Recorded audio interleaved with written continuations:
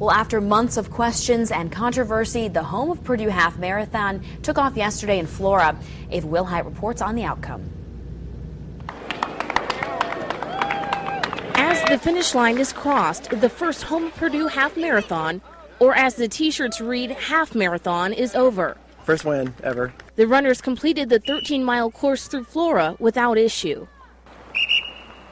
From a police standpoint, things are going very well. We haven't had any incidents. The officers have been manning the intersections along with volunteer fire department. Half marathon volunteer Jake Franklin says about 80 volunteers showed up for race day.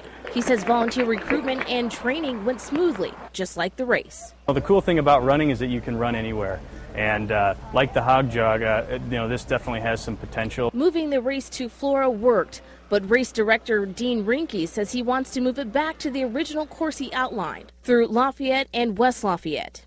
He says his goal for this Flora race was to open some eyes to the half marathon experience. So our hope is that our first step is saying, okay, we're happy to go ahead and drop the name and trademark. So let's sit down and talk about how we can then go back to where we all agreed a year ago to have this event. Rinke says it's still unclear to him why West Lafayette, Lafayette, and Purdue University pulled support from the race. He says he is still aware of the lawsuit filed by Purdue University to stop the use of the name Purdue in the home of Purdue Half Marathon.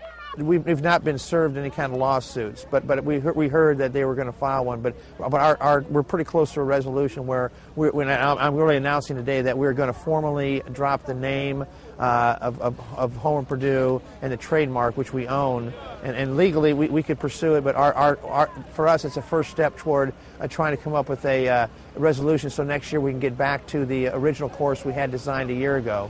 Rinke says about 70% of the 1,000 registered runners showed up. Rinke would not say how much was lost or gained by moving the race, but he did say the majority of the runners that did show up were supportive and would like to see the half marathon return to Tippecanoe County. Ava Wilhite, News Channel 18.